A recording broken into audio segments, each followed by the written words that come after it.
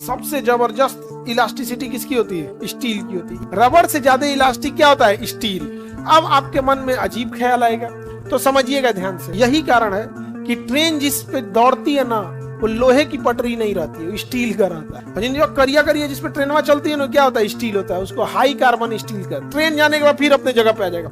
पुल वगैरह को देखिएगा, जहां से ट्रेन क्रॉस करेगी वहां पे तो लोहे का बना देता है, तो लोहा दिखता है लेकिन रहता क्या है? स्टील। हावड़ा बिल पुल किस चीज का है?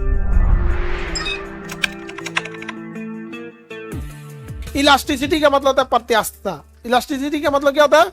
प्रत्यास्थता। पहले हम इसका एक फॉर्मूला बोल देते हैं जो बुझाएगा नहीं आप लोग को। समझ में आ गया कि नहीं? क्या वस्तु का वह गुण जिससे वस्तु पर आरोपित बल हटा लेने पर वस्तु पुनः अपनी अवस्था में लौट आती है, उस गुण को हम लोग प्रत्यास्थता कहते हैं। समझ में आ गया? बुझा गया? हाँ, गोली मारो इसको। यहाँ पर वस्तु का वह गुण जिसके कारण वस्तु पर से आरोपित बल अगर हटा ले तो वस्तु पुनः अपनी अवस्था में लौट जाए, उसे क्या कहते हैं? प्रत्यास्थता कहते हैं। समझा गया? मतलब वापस अपनी अवस्था में लौटना क्या कहलाता? प्रत्यास्थता। आप लोग गौर किए होंगे, कोनो कोनो को मुंह टेढ़ कर लेके बड़ी आदत रहता है। देखिएगा ना, तो देखना मुंह भेज के फिर वापस लेके चल आएगा। वो क्या है? प्रत्यास्थता है। भगवान करेगी ये प्रत्यास्थता खत्म हो जाए, ओनिए रह जाएगा, मुंह ओन्ने टेढ़े रह जाएगा। नहीं समझ गया? किसी किसी को देखिएगा ना, क्या करेगा इसे। बचपन में हम लोग भी बहुत करते थे, छोटे बच्चा सब इसे खूब करता है, लेकिन लड़का सबका तो ये आदत बचपने में छूट जाता है। खाली लड़कवन का छूटता है ये आदत। समझ में आ रहा है? तो भगवान से बनाओ लो कि प्रत्यास्थता है, नहीं तो सब ऐसे ने टाड़ रहे थे। Any problem? प्रत्यास्थता समझ में आ गया? तो वस्तु का वह गुण जिससे वस्तु पर से आरोपित बल को हटा लेंगे तो वस्तु पुनः अपनी अवस्था में लौट जाती है। लौटने के गुण को हम क्या कहते हैं? प्रत्यास्थता है। क्या कहेंगे? प्रत्यास्थता कहते हैं। प्रत्यास्थता बहुत जरूरी चीज होती है। ये बल लगाने पे प्रत्यास्थता का हमें आभास हो जाएगा यहाँ पे। लेकिन प्रत्यास्थता की एक सीमा होती है।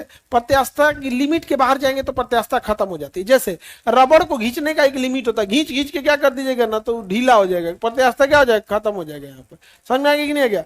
जैसे कोई छोटा बच्चा का पैंट है तो उसको इलास्टिक वाला पैंट पहनाया जाता है, छोटका लड़का को घींच के टान दीजिएगा खूब तो बेचारा का इलास्टिक क्या हो जाएगा? खराब हो जाएगा। तो इलास्टिक से बना है लास्टिक। इलास्टिक से क्या बना है? लास्टिक। हालांकि लास्टिक होता नहीं, इलास्टिक ही होता है, लेकिन भारत का आदमी उजाड़ देता है कोनो चीज को, elastic elastic elastic plastic plastic करके कुछ लास्टिक प्लास्टिक सब कर दिया उसको। तो इलास्टिक का मतलब समझ में आ गया कि नहीं आ गया? तो इलास्टिसिटी की अपनी सीमा होती है या नहीं होती? होती है। इलास्टिसिटी में देखेंगे तो रबड़ की इलास्टिसिटी ज्यादा होती है या नहीं होती? होती है। रबड़ से ज्यादा इलास्टिसिटी स्टील होती है। रबड़ से ज्यादा इलास्टिक क्या होता है? स्टील।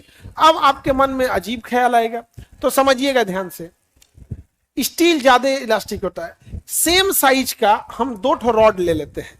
ये रेड वाला रॉड है स्टील का और ये येलो वाला रॉड है रबड़ का। ठीक है? अब एक काम करते हैं, इसको प्रैक्टिकली देखते हैं। इसको पहले मोड़ खींचते हैं। ये रबड़ वाला है ये, और ये वाला स्टील है। स्टील है ये वाला स्टील। इसको खींच के छोड़ते हैं, ये लौट जाएगा अपनी जगह पे। एक रो खींच के छोड़ते हैं, वो लौट जाएगा। तेजी से कौन लौटेगा? स्टील वाला। रबड़ से आप फेमिलियर हैं, स्टील से फेमिलियर नहीं है, इसलिए आपको लग रहा है। समझ में आ गया? एक काम कीजिए, साइकिल के बीच में, साइकिल के टायर चक्के के बीच में फ्रेम में तीली होती है। तीली होती है, काटी बोलता है, रिंग जिससे बंधा होता है, उसको मोड़ लीजिए। ठीक है? तो लौटने का कोशिश करेगा, और जब छूटेगा तो कितना तेज लौटेगा? बहुत तेज। उसी साइज का एक रबड़ का ले लीजिए, उसको छोड़िए, सबसे तेज लौटेगा कौन? स्टील। सबसे जबरदस्त इलास्टिसिटी किसकी होती है? स्टील की होती है। यही कारण है कि ट्रेन जिस पे दौड़ती है ना, वो लोहे की पटरी नहीं रहती है, वो स्टील का रहता है। किसका होता है? स्टील। जो करिया करिया जिस पे ट्रेन चलती है ना, क्या होता है? स्टील होता है। उसको हाई कार्बन स्टील कहते हैं। क्या कहेंगे? High carbon steel. उस पे ट्रेन जाने के बाद फिर अपने जगह पे आ जाएगा। पुल वगैरह को देखिएगा, जहां से ट्रेन क्रॉस करेगी वहां पे तो लोहे का बना देता है, किसी जगह बनाएगा लोहे का, तो लोहा दिखता है लेकिन रहता क्या है, स्टील। हावड़ा बिल पुल किस चीज का है, स्टील का। कितनो जर्किंग हो जाएगा वापस चला आएगा, ट्रक ट्रेन कुछ ले जाएगा, जर्किंग करेगा फिर वापस अपनी जगह पे आ जाएगा। तो रबड़ ज्यादा इलास्टिक या स्टील? हाँ, आपको पता है रबड़ स्टील से भी ज्यादा इलास्टिक कौन होता है, मकड़ी का जाल। मकड़ी का जो जाल है वो स्टील से ज्यादा इलास्टिक होता है। अब आप कहेंगे गजब, तो समझो, जब भी आप मकड़ी की जाल की बात करते हैं तो आपका दिमाग बाल बराबर पतली मकड़ी की जाल को देखता है और तुलना करता है लोहा के छड़ से। भैया एक काम करो, स्टील को भी उतना ही पतला करो मकड़ी के बाल बराबर। अगर स्टील मकड़ी के बाल बराबर पतला हो गया, अब मोड़ेंगे तो मुड़ले रह जाएगा, फिर मोड़ेंगे तो क्या हो जाएगा, मुड़ा रह जाएगा। लेकिन मकड़ी का जाल ढकेलिएगा फिर वापस आ जाता है। समझ में आ गया कि नहीं आ गया? तो क्या मकड़ी के जाल क्वेश्चन में नहीं पूछेगा।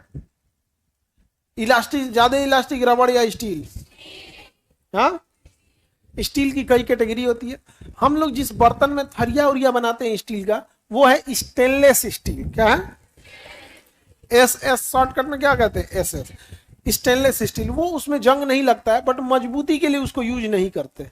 मजबूती के लिए यूज करते हैं हाई कार्बन स्टील को। किसे यूज करेंगे? हाई कार्बन स्टील, जो जिसपे ट्रेन चल रही होती है। वो कौन सा स्टील है?